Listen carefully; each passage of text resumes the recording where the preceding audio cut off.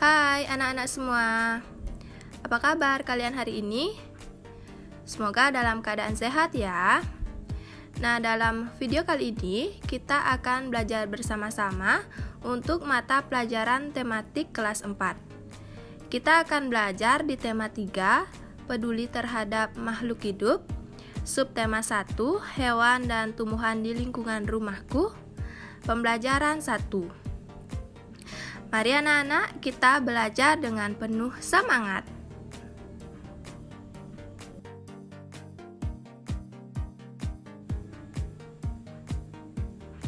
Sebagian besar masyarakat Indonesia mengonsumsi nasi sebagai makanan pokok. Apakah kamu tahu bahwa nasi berasal dari beras dan beras berasal dari padi? Nah, tentunya anak-anak tahu ya, bahwa nasi itu berasal dari beras dan beras berasal dari padi.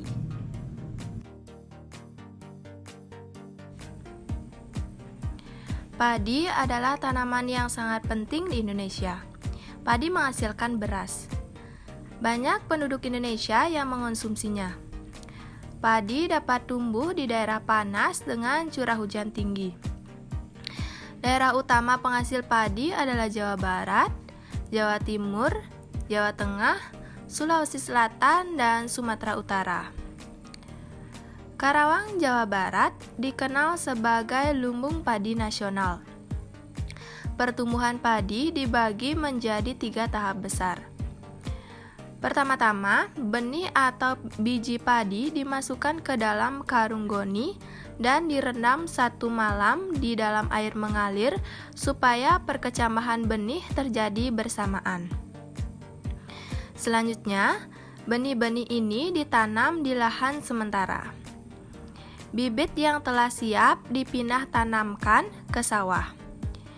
Biji atau benih tadi akan tumbuh berkecambah hingga muncul ke permukaan. Bakal akar dan tunas menonjol keluar. Lalu batangnya memanjang. Petani juga mengairi, memberi pestisida dan pupuk pada tanaman ini. Selanjutnya, tanaman padi berbunga hingga gabah matang, berkembang penuh, keras dan berwarna kuning. Gabah adalah bulir padi yang terbungkus dalam sekam atau kulit padi. Gabah ini nantinya yang akan dijadikan sebagai benih lagi. Tahap pertumbuhan padi berlangsung antara 110 hari hingga 130 hari.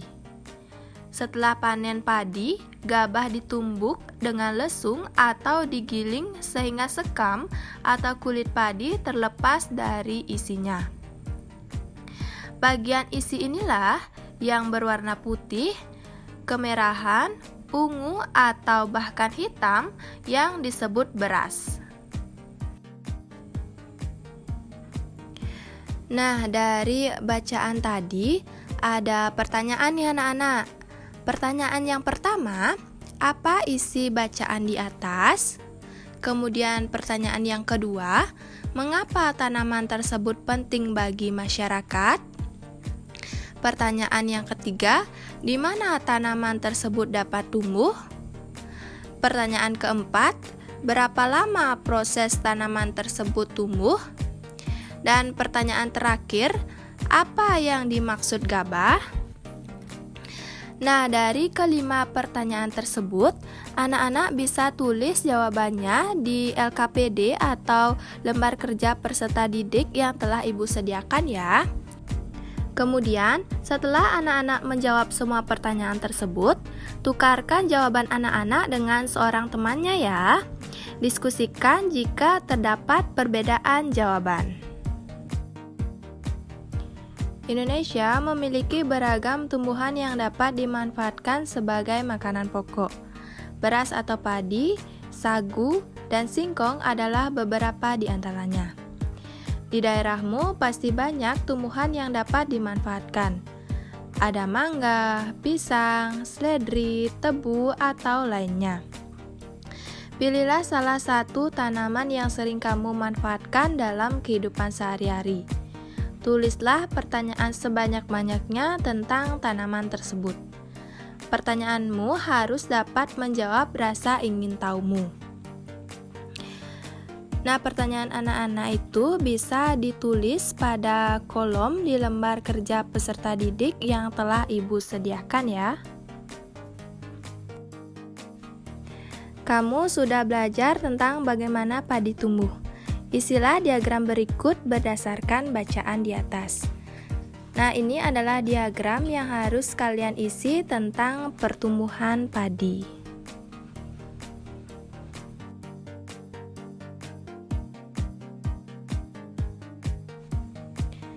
Nah, di sini Ibu sudah mempunyai contohnya ya, dan ada gambarnya juga. Pertama-tama, benih padi direndam 1 malam di dalam air, kemudian ditanam di lahan sementara. Biji tadi akan tumbuh, bakal akar dan tunas menonjol keluar, lalu batangnya memanjang. Tanaman padi berbunga hingga gabah matang, berkembang penuh, keras, dan berwarna kuning.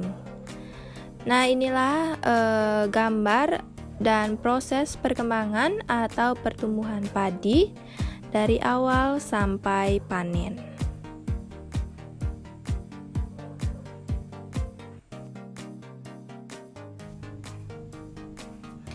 Berikut adalah beberapa cara untuk mempertahankan padi tetap dapat dinikmati masyarakat Indonesia. Cara yang pertama yaitu menjaga bibit agar dapat ditanam kembali. Cara yang kedua yaitu menjaga lahan pertanian. Jangan sampai lahan digunakan untuk kebutuhan lainnya, misalnya dijadikan untuk mendirikan bangunan. Nah, itu nanti akan mengurangi lahan pertanian dan otomatis produksi padi, produksi beras itu sendiri juga akan menurun. Cara yang ketiga yaitu menjaga kebersihan lingkungan sekitar. Sampah akan menyebabkan banjir.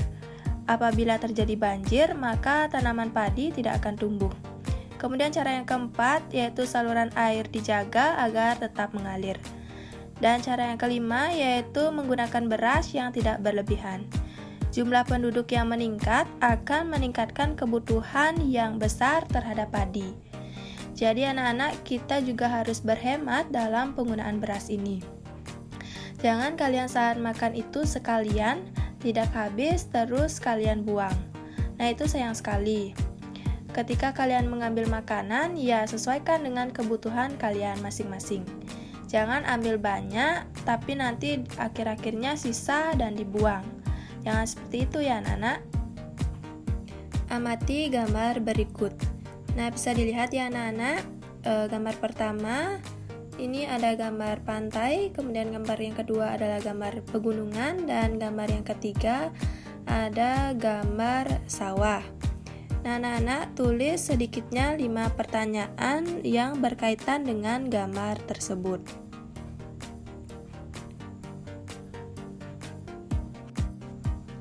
Nah, Ibu sudah membuat 5 contoh pertanyaan berdasarkan gambar tersebut. Anak-anak bisa membuat pertanyaan yang berbeda dengan Ibu ya. Untuk pertanyaan yang pertama, apa saja jenis pekerjaan yang ada di daerah pantai?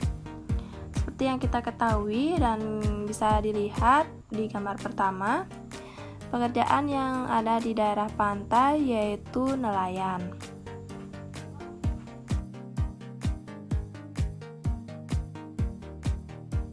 Kedua, mengapa penduduk daerah pantai banyak menjadi nelayan? Karena di laut sendiri itu banyak sekali ikan, maka orang-orang sekitarnya pergi menangkap ikan dan kebanyakan menjadi nelayan. Pertanyaan yang ketiga, mengapa di daerah pegunungan banyak penduduk bekerja pada perkebunan? Nah, untuk pertanyaan yang nomor 3 ini bisa dilihat pada gambar yang kedua. Pertanyaan nomor 4, apa saja pekerjaan yang banyak dilakukan penduduk di daerah pegunungan? Nah, untuk di daerah pegunungan sendiri, itu pekerjaannya macam-macam ya anak-anak. Ada yang pemetik teh, ada yang berkebun, lalu ada juga yang bercocok tanam. Dan pertanyaan yang kelima, mengapa di dataran rendah banyak terdapat lahan persawahan? Nah, untuk pertanyaan yang nomor 5 ini berkaitan dengan gambar nomor 3.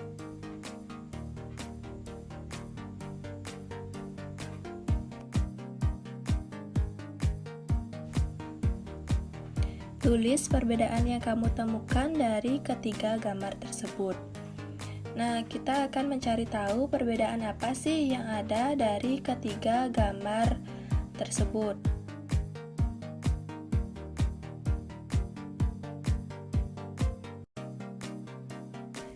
Nah, di sini Ibu mendapatkan perbedaan dari segi lokasi dan lingkungan sekitar. Untuk dataran rendah, kebanyakan merupakan daerah yang berdekatan lokasinya dengan pantai. Sedangkan dataran tinggi merupakan dataran yang lokasi sekitarnya mirip seperti pegunungan dan juga perbukitan. Kemudian Ibu juga mendapatkan perbedaan dari sisi iklim dan cuaca. Dataran rendah merupakan lokasi yang cenderung panas, kering dan juga memiliki curah hujan yang relatif tinggi. Sedangkan dataran tinggi merupakan lokasi yang memiliki kelembaban udara dan juga kelembaban tanah yang tinggi. Suhu udara yang cenderung sejuk namun memiliki curah hujan yang relatif rendah. Meski demikian, lokasi dataran tinggi merupakan lokasi yang tepat untuk lahan pertanian dan juga perkebunan karena memiliki kualitas unsur hara di dalam tanah yang baik. Bacalah teks berikut dan isilah tabelnya. Seperti yang kita ketahui bahwa dataran itu dapat dibagi menjadi 3, yaitu pantai, dataran tinggi, dan dataran rendah. Pantai adalah daerah yang berbatasan langsung dengan laut. Pantai ada yang landai dan ada pula yang terjal. Pantai yang landai biasanya digunakan untuk objek wisata. Dataran tinggi.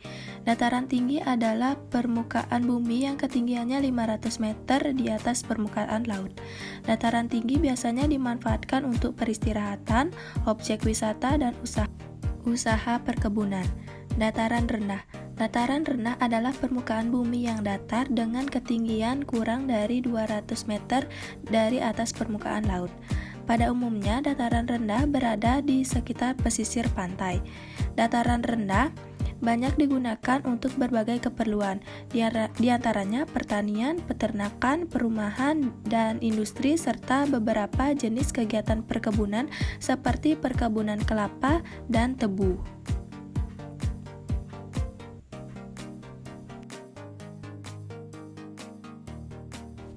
Nah, itulah tadi anak-anak mengenai pantai, dataran tinggi, dan dataran rendah. Selanjutnya, anak-anak dapat melengkapi tabel seperti ini ya. Anak-anak bisa juga simak contoh jawaban yang telah Ibu beri.